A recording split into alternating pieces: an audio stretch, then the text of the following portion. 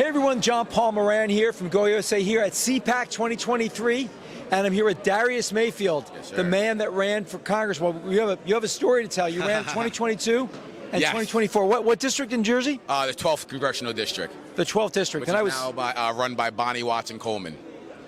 And what do you think of Bonnie Watson Coleman? I could guess. Listen.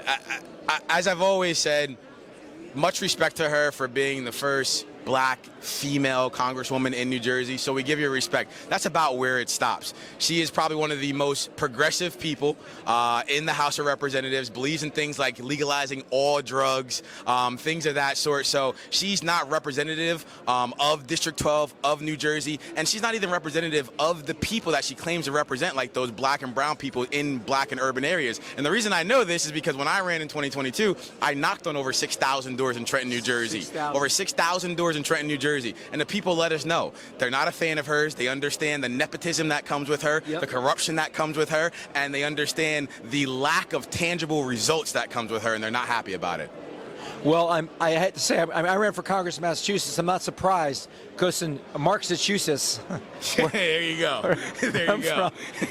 Somebody just told us the West Coast was the left coast. and you're in blue Jersey, right? There you go. But that has to be, it's not red, as we say, it's not red versus blue, it's them versus you. Absolutely. And that the message is, I mean, I'm Republican, you're Republican, but ultimately, we're Americans. Yes, sir. And when you take away the red versus blue and talk about the issues, what she stands for, your opponent that's in now, I guarantee on a rating system, we talked about the OppScore, issue after issue after issue, even in the most blue places in New Jersey and Massachusetts, they agree with us on the issues.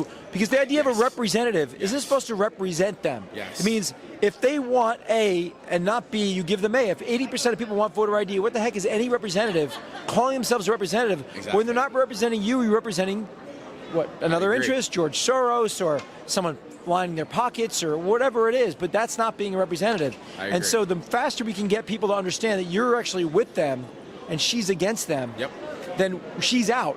And so that we want to see is not help you and help everybody else like you win, not because Republican or Democrat, because you're with the people, and that's your job. It's a job description. Exactly, and I think when Republicans especially break it down that granular, people understand. They're with us. Like I tell Republicans all the time, we have the issues, whether it's school choice, lower taxes, a peace through strength international policy. Even brown and black Democrats in urban neighborhoods want those things. The problem, as you just so eloquently said, is that people end up representing them that don't represent them at the end of the day, so they keep going further and further down a hole. You know, they see that their schools are not great. In my district in Trenton, New Jersey, over 90% of the kids can't, from K through 12, can't read or write at their grade level. But yet people like Bonnie Watson Coleman want to sit here and talk about critical race theory. Why are you talking about critical race theory if those same kids you're going to be pitching that to can't even read and understand what you're going to be trying to teach them, right? So people are seeing, they're finally waking up. I think as much as some people maybe hated somebody like Trump, he opened up a lot of doors for people to be able to be themselves and express themselves in a way where they didn't feel they were able to do that in the past. Even myself, the first time I ever voted in my life was in 2016. In 2016, the first time I ever voted in my life.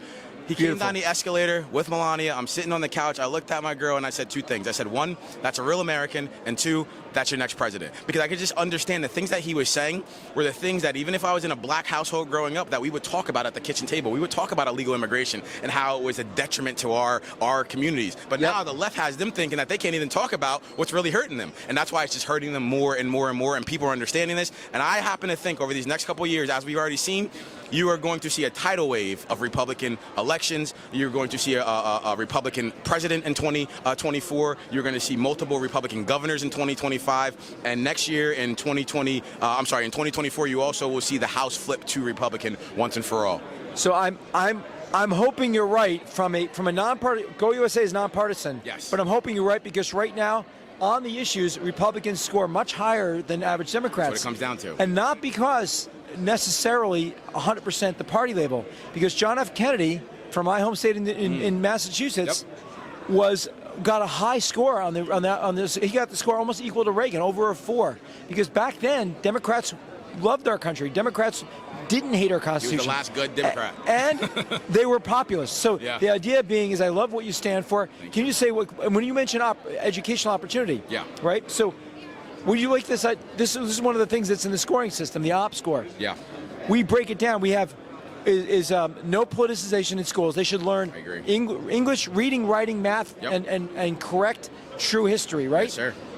Don't you? Most Americans agree with that. We have the data. Most Americans want their kids not being indoctrinated, but being taught and educated. Also, STEM studies versus DIE studies, right? I agree. Like, who wants diversity, equity, inclusion? Yeah, we want, but no, that's not what you go to school for. You go to school to be able to learn a trade so you can pay your bills. Well, how about instead of teaching... And most people agree with us on that, and that's what's in the scoring system. That's why you're going to do... You haven't done the rating. We're going to ask you to do the survey so we can get you a rating, which I think will kick ass, to be honest. Appreciate it. And that's something you could share with your voters and say, I'm with you. They're against you. She's against you. And that's what we want to do to help fix the country at GOUSA. I appreciate you guys. And, you're absolutely right. Instead of teaching diversity and inclusion classes, how about we just make our schools more diverse? You know how you do that? Give them school choice. Exactly. School choice. And most people want school choice across the aisle, right? Minority Americans want school choice. Well, remember, before the pandemic, 3% of black households were homeschooling their children. Now it's up to 18%, right? Wow. The sentiment and the appetite for school choice is at its highest numbers ever right now. And that is not just in conservative areas, that is in brown and black Democratic areas, that is all across the board, because parents are starting to understand people like Bonnie Watson-Coleman don't really stand for them. She is presiding over a district that has over 90% of their K through 12 kids not able to read or write at a great level. She needs to be fired. Parents are, absolutely, and so does the school board. So does the Board of Education, so does the Teachers Union, which is the biggest problem, right? That's people like Bonnie Watson-Coleman, they're under the thumb of the the NJEE and the Teachers Union and places like that. And that's why we have the problems that we have. So people are recognizing that and they're saying, you know what, since you guys won't and can't do it, just give us our choice and we'll take our money and we'll make the right decisions for our children. And that's what needs to happen everywhere. And so that's why 4 to 5 people, we're the voice of the forgotten 80%. That little number called 80%. Agree with you on the issues, on the majority of issues. It should be a walk in the park to win these races if we have secure elections, which obviously we talked about that.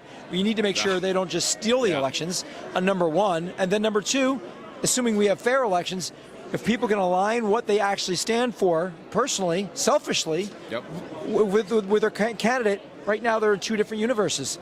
And these people that are tyrants are not representing the people. And so that's why I believe we're going to see a lot things change, but we need to secure the elections, and we need. Do you believe? I believe, and GOUSA, we believe we need a system to make it really, really clear and easy as looking at a Yelp rating or the stars on an Amazon before you buy a product. That's what we've got to do to make it easy for Americans to say they're for you, they're against you. What do you think about that? Do you support the OppScore? I think it's a great idea. I think it really, as I told you before, we have a book coming out teaching Americans how to run for office. I think what you're doing is in that same lane. You're making it more accessible. You're making things easier for people to understand and make educated choices. So I think what you're doing is amazing. I think it's an easy place for people to go to see exactly what they stand for, exactly how they voted in the past, what they really stand for, not what they're telling you they stand for, but you guys are doing the work to figure out what they really stand for based on how they voted and things like that. I think it's the perfect thing to do, and congratulations to you guys, and thank you for doing it. Well, thank you very much. And by the way, just one more thing. We don't just look at the issues on voting records and statements. We also look at something called the dirt versus clean alert, and that's character integrity. Are you taking money from the CCP or other? What's your money trail? Or are you hypocritical in what you say you're going to do versus what you do? Are you deceptive? Are you lying about your background? Are you being overly?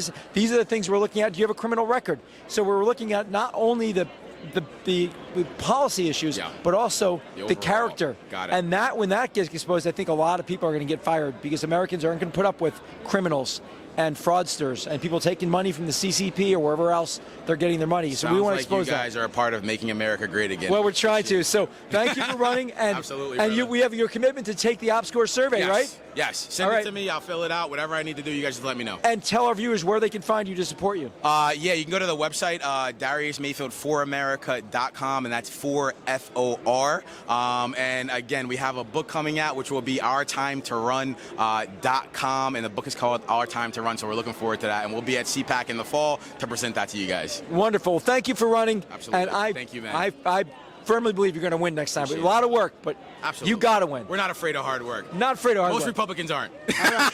All right. Appreciate it, brother.